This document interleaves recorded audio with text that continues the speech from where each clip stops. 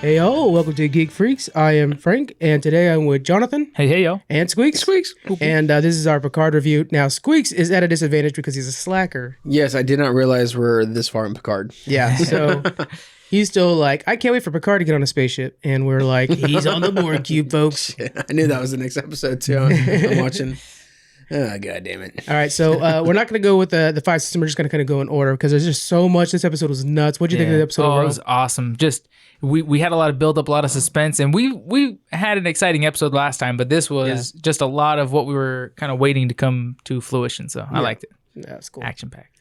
Yeah, I still think the episode was the best Star Trek episode, while this one was probably the best of just a good show episode. You know what I'm saying? You're saying the previous one was the most Star Trek-y episode. Yeah. And this one was just like a really good episode of a show. Yeah. You know, okay. So it's kind of hard because it's like a old school Star Trek, a new school Star Trek. They're almost two different kind of genres. Yeah. And so the last one was more the old school. This one's definitely the new school. And it's nice to see the old school, but you don't want them to be stuck in a rut of repeating what's been done over and over again. So it is cool to see they have their own flair, their own style, and we're seeing something different. Yeah. So let's go ahead and start off with the review. We're going to start off with the Soji keeps getting these nightmares as a little girl, and she wakes up and Narak is questioning her about this. Of course, Narak is a spy who's like getting in on all the detail. And he won't reveal his true name to her. It's still this relationship part. I'm kind of ready to get past that already. What do you think? Yeah, I think we're starting to see at least some of the payoff from the slow story that's been building. But I think in the end, we're going to appreciate it because it's building up Narek's character, who at first we hate, but we're going to fall in love with him at some point. I'm pretty sure in this turn soon. Yeah, I think I like him better after this episode even. I do, yeah. Me too. Yeah, okay. On Picard's ship, which, do you know the name of Picard's ship? I don't. Okay, so it's going to continue being Picard's ship. Well, it's not his ship, it's Rios' ship, yeah. But when Picard is in your house, it becomes Picard's house. It's the Air Force One rule. It's the Air Force One rule, yeah. Boom, all of a sudden it's Picard 1. Yeah. Agnes is telling Jean-Luc about, Maddox's death, by wounds and stuff like that. Yeah. Oh, these are spoiler warnings over there. Don't worry about Bruce Maddox. He's going to be okay. Have to not pay attention a little bit. Some of the words. Free Cloud goes well for everybody. Okay, so, so she's saying that his death was done by his wounds, yada, yada, yada. They discuss going onto the Borg Cube, and Picard is a little hesitant about returning to a Borg Cube because he used to be Locutus and Borg himself. Yeah. So he's kind of got that flashback thing going on throughout the episode. Post-traumatic stress syndrome stuff going on. It was something that was mentioned last episode too, with him and Seven saying like, are you ever back to humanity? It's a struggle every day kind of thing. Yeah. So I like that they're returning to that. Okay, so one thing too is he won't accept the idea that the Borg are okay now, because on the ship there are plenty of decommissioned Borg. I think we'll call them decommissioned Borg. XBs. That's it. Yeah, and it just sounds like 90s extreme Borg, Put a super in front of something. Right, so, yeah.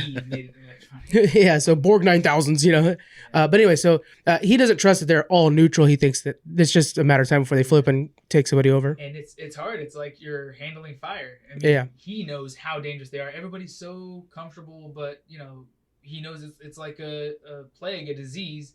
And if you don't keep it contained and it just spreads a little bit, if one of them is activated and starts assimilating and you can't control it, they may hail the Borg Queen and she... Oh, God, I love the Borg Queen. Finds a way to get there, And they go into her quarters in this one, and I'm like, oh, my God, please give us a little bit of the Borg Queen. I'd be so happy. Picture of her with her friends at camp. Oh, my God. Something on the wall. There's a little bit of there's a little bit of teaser. I hope I can remember it at the time. Like a little bit of a cool little thing that's an Easter egg. Squeaks, your opinion on the Borg. How do you like them as a bad guy? They're pretty awesome. Okay. I've seen them, right? Okay. I just wanted to make sure I tried to bring Squeaks in on this. Squeaks is here, so he's like, yeah, all right, I don't mind spoilers. And they're like, okay, let's make sure. I think they're awesome from what you two are saying. They're my favorite. Okay. Literally, on the top of my computer that I see from here, it says resistance is futile. So I'm a big fan of the Borg. Okay. So then we catch up with Dr. Agnes and Rios. Apparently they're together or they're just now hooking up. Yeah, I think it's just a stress thing.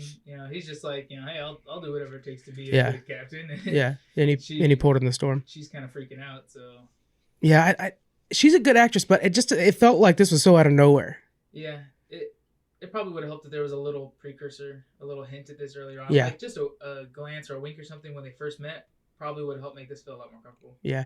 I do like, though, the fact that she brings up the fact that this is kind of like going to make her forget about Maddox for a couple hours. She doesn't necessarily Maddox, but yeah. Yeah, she knows that it's just a quick fling, not anything serious, too. So that's kind of cool. Yeah. Back on the Borg Cube, Narak and his sister, I don't remember his sister's name, they don't really mention it a lot, talk about Narak's relationship with Soji. And Narak explains that he's trying to figure out the dreams because it seems to be a system that's regulating reality versus her computer life, her android life. Yeah.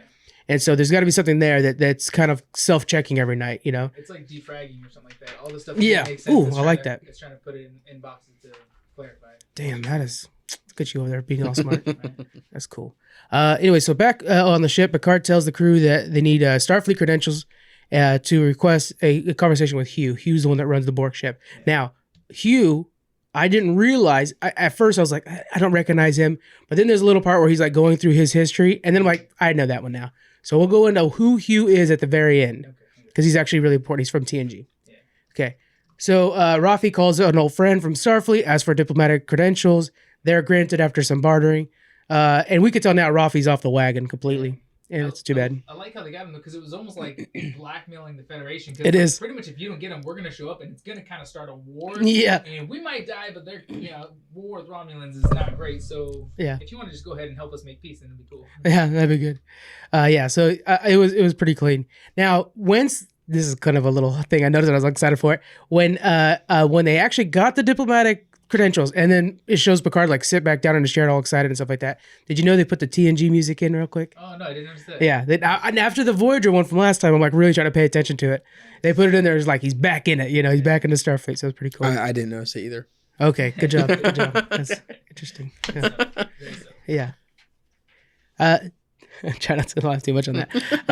Soji tells Narak that she fell asleep while talking to her mom. And Narak's explaining, because she's calling her mom. And Narak's explaining, like, every night you call your mom for 70 seconds exactly. Yeah.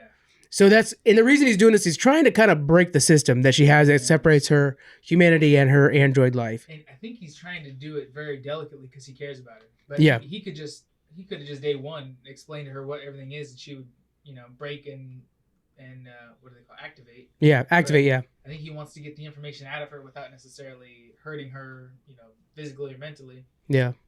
But that was a kind of a good way to do it, even though he's revealing that he knows more about her than she does, and he should try to conceal that because if she, investigates that, then it's like, well, who are you and why you know these things? But right. I think it's a subtle way to get her to think about why it's happening. Yeah.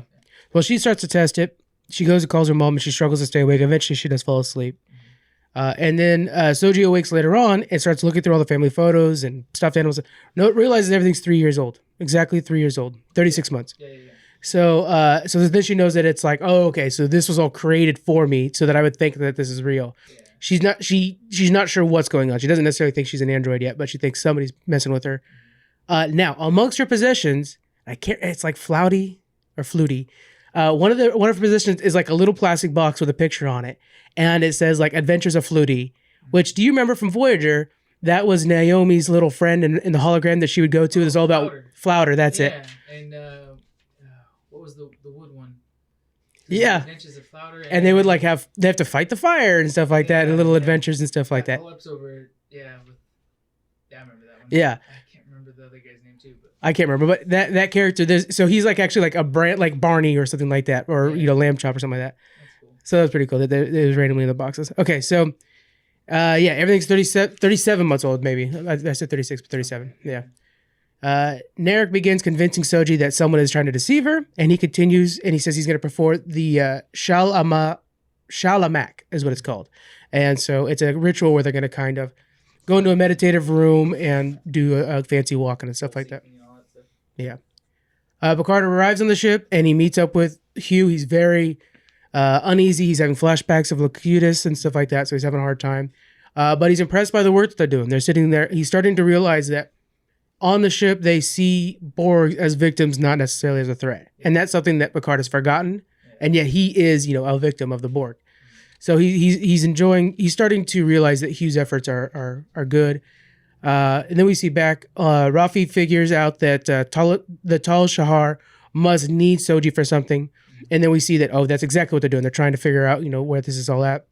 they're trying to figure out where she was created, right? Right. They think if she was created and her sister, then there must be a whole world of them that are being generated now, right? Yeah, so if they can figure out where they were made, then they can kind of find the manifest of everybody. So Soji and Narak, they're doing this Shalamak, and they eventually come across a situation where she looks up and sees just 2 red moons and a stormy night. Yeah, where she's walking through her dream and explaining the details right. of it. Yeah. And thank you. Yeah, that's a good point. And yeah, so they're like, oh, okay, well that's this planet, and they were able to nail it down. Yeah, and Eric's trying to like pull out every little detail. Yeah. Like, what'd you see here? Turn the corner. What do you see there? And then she looks up and there's 2 red moons or something like that. He's like, okay, that's what I needed pretty much. And then ends it, right? That's it. Yeah. End of the story and walks away. And then Narak tells her, basically you're not real, and walks out, leaves his puzzle box he's been messing with the whole time, and the puzzle box ends up releasing a poison. Now Narak's leaving. He seems to be crying. What do you think is going to happen with Narak from here on out? That's tough. I don't know. I didn't think about it. So previously I assumed he's in love with her. Yeah. So he's gonna fight to save her. I assumed she would escape and he's going to go with her. But now that's not the case. But now she is on the run. Mm-hmm. She's hiding between levels and stuff like that. The rest of the ship is mostly Romulan. So as soon as they find out what she is, if they find out what she is, they're going to try to destroy her. So he might do and still have a chance for a last ditch effort to save her and help her escape or something like that. It might be like a final episode, turn a heart and or whatever, and he helps out somehow. So Soji, she tears through the floor and she's escaping. She runs into Picard, and Picard tells her, you got to follow us. We're going to help you. And they end up in the Borg Queen's chamber, which is really cool, of course. And she has her own teleporter system. Now that system reminded me so much of the Rick and Morty episode with the president's version of a teleporter. Do you remember that? Well, I'm kind of remembering it. Yeah. Squeak's coming in. You got okay. It's a joke and based off the Minecraft Nether portal system. Okay. But anyway, so it's these 2 pylons that are standing next to each other, and then the portal that creates between, and they walk through. It takes a huge amount of energy. But yeah, so Picard's going to be able to go. They're going to meet up on this planet. They tell the ship, meet us there. Elnor is there on the cube because he wants to defend Picard. He shows up at the last minute. So where we're at there is... I like that scene too, where Elnor shows up. He's like, I told you to stay on the ship. He's like, yeah, but I did listen to you. Yeah. And he's like, well, thank you. Yeah, full candor. Just came in and saved his life.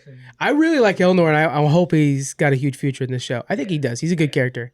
So we have Picard and Soji. They go through the portal. They're going to the Red Moon planet. The ship is on the way there. Elnor and Hugh stay behind to fight off the Romulan for a little while. It looks like their efforts are going to be for nothing. But, we can't lose Elnor, and we definitely can't lose Hugh, too. And as far as we've seen so far, Elnor hasn't been budged, so you might be able to pile 50 Romulans in front of him, and he's just going to cut right through him. That's a good point, because in the dark, we don't actually see him say it, but we hear the words, what does he say? He says, I hope you choose to live, or something like that. Yeah, please choose to live, or something like that. Yeah. Because that's what he said to the senator before he cut his head off. Yeah. So I was like, oh, yeah, Elnor's a full badass. This guy's straight up Legolas. What'd you think of the episode, Jonathan? Any ideas? It was the best one yet, I think. What do you think's going to happen in the next one, based off of that? So it can't be easy, of course. They're going to have an issue probably rendezvousing with the ship because it was, hey, we're going to teleport to this planet. You know where it is, right? And that, we're going to meet you there. And so I'm sure there's going to be some issue with that. Yeah. The Romulans might look at the teleporter's coordinates and say, okay, we're going to send a ship to that planet to execute whoever, stole from us or whatever. Right. So they could be on the run still, even though they teleport off the planet. So I think the whole episode will be them trying to get to safe space still. Okay, we have 4 more episodes to go, so it's still quite a bit of the show to go. Mm-hmm. I could see them trying to do that.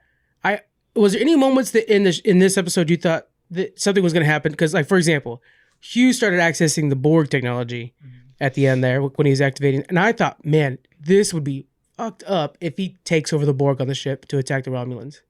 I see what you mean. Activate them as his slaves. Which would totally. It's not Hugh's, but. It would totally mess up all of the good they've done so far in deactivating them. So it would be so twisted and kind of cool. Yeah, I don't think they would do that. I think if they were going to have some scene like that, it would have to be like the end of a season, season finale. I could see that. Because then all of a sudden you assume you would have an active Borg cube in the middle of, Romulan space. It would be pretty crazy. Yeah. But yeah, as impregnated as that Cube is with Romulans and controlled and being disassembled, I don't think I just don't see that happening. Like him taking control of the Borg. Yeah. And they're being desimilated, so I'm sure to some extent they can't be controlled anymore. There's most of their what do you call it? Implants have been removed. Yeah. As much as possible. But yeah, I don't know. I think it's just gonna be a run. I mean, I do want to see more episodes on the Borg Cube. I hope this isn't the end of what we see with Borg technology and everything. But yeah, I don't see anything like that, like taking over the Borg Cube and chasing them with it or attacking the Romulans with it. Is there anything you would have wanted different out of this episode? Like for me, I think that would have been an interesting choice for Hugh, but Star Trek's always about hope, and that would be taking away a lot of hope in what they've been building so far. So I don't think they would have done it just for that. But that would be an interesting change I would like to see. Is there any changes out of this episode you would have made? Not really. I mean, maybe the way Narak's turn on Soji. I mean, you kind of were building him up and then taking him down and building him up again and then taking him down again. It's like you almost don't want to forgive him after pretty much giving up on his love for her and choosing to go ahead and execute her per his orders. And now she got away, so okay, maybe he's gonna redeem himself, but you kind of fucked up. You tried to kill your girlfriend, but true. Yeah, it actually kind of would have been a cool move if he somehow like at the last second got through the portal too. So then you have an active Narak who is technically hunting her with Picard and Soji on that planet alone. Yeah. You know what I'm saying? So that'd be pretty crazy. This episode, we're kind of going through this episode a little faster than we normally do these because it's a unique day for us. But yeah, so we kind of read through it quick. We didn't discuss too many of the points. Is there any point that you wanted to discuss more? No, yeah. It's a pretty straightforward episode. It was a good one, but it was pretty straightforward. Not a lot of analyzing to go. Yeah. Other than, Narak. Squeaks, as a person who just heard the story. Yes. Any thoughts? Yeah, I think Picard's going to save the day, but he's going to die by a disease. Yeah. I can see him dying just because... And yes, John for prediction, so that's well, production-wise, they need to make sure the show goes on a little bit longer, and Jean-Luc probably wants to retire at some point. But I think this will be Picard season, but the next one will continue off of Picard, but it'll be something totally different. Yeah. Yeah. I was hoping that they would name the ship Picard. That way they can still use the name Picard for the rest of the show. Yeah. That'd be cool. Okay. Last bit. Now, Hugh, I knew he was important. I didn't understand why. So on TNG, and then finally I saw a picture of him and I recognized him. So Hugh was a Borg in TNG. I think it was season 5, maybe. He was a Borg that was on an abandoned ship, and Enterprise had picked him up. The original plan was to use him as a biological weapon to send back to the Borg that would have destroyed the Borg forever. But while on the ship and separated, he started to gain emotions, loneliness because he was away from the other ones, stuff like that. And that emotion showed that Borgs can have emotion. And the rest of the crew, and Jean-Luc to a degree, started to really kind of feel for him. And so they couldn't use him as a biological weapon. They ended up repairing him and sending him back to the abandoned ship to later on be picked up by the Borg. Okay. So then in a 2-parter later on, it was 2 seasons later on, I think, there is a separate Borg group that's attacking whoever, and like one of the Borg dies, and another Borg like, no, my buddy, and like, what the hell? They have emotions. So what it is when Hugh was picked up, he ends up infecting Borg with like emotions. So of course, the Borg work, they like cut that out and push them away. They become a separate group, and then Lore, which is the evil version of Data, finds them, becomes their leader. And because the evil version of Data? What's that? Evil version of Data? The evil version of Data, his name is Lore. Oh, fucking ruined. Spoiled. Well, that's from TNG. That's from like 1993 or something like that. But yeah, so, and I just love the fact that his name's Lore and Data. Like, that's such a good 2 names. Anyway, so, yeah, and Hugh is in the ranks, and then Hugh becomes the leader and takes over the group after they defeat Lore. And so that's where Hugh is from. He's kind of one of the first Borg to show emotion in the Star Trek universe. Nice. Yeah. I was just thinking for the long-term future of the story, just from the way that the intro actually got me thinking about it. I wonder, as you guys are talking about, Picard's probably going to want to retire at some point, and we can't have him around forever. What if we could have him around forever? He decides, so what if once they do finally find where the synthetics were made, he decides that, I'm too old, I'm going to die from this disease, and puts his likeness, his mental capacity, whatever, into a synthetic, and then he's gonna live forever as like the leader of these people on a distant planet or something like that. But the synthetic would look like him? Yeah. It could. It doesn't have to. It could be a totally different body. Yeah, like CGI type if you're talking production wise. But I don't think Picard would actually want to do that. I think what we'll see next is when he dies or whatever the case may be, that we'll have this Guardians of the Galaxy type feel if they get that crew together. Yeah. Like the crew is still together, I'm assuming? Okay. Yes. So why not do a Guardians of the Galaxy type feel? Yeah, there is a fan-made Star Trek movie that's actually got a lot of support. I think it was Tim Russ that directed it, who was Tuvok and Voyager, called Star Trek Renegades, and it feels like this. Okay. Where they're kind of that, Guardians of the Galaxy, Firefly kind of thing. So, we could see, I could see that for sure. That would be really cool. But, All right, I think that's it for us this week. Yeah. Nice and short, but we ended up hitting our time. Filled it up a little bit.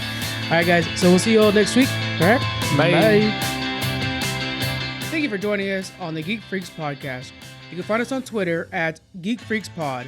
We're also on Facebook, Instagram. You can email us. We have our Patreon and a store. All those links are in the description. Thank you so much for joining us, and we'll see you guys next week.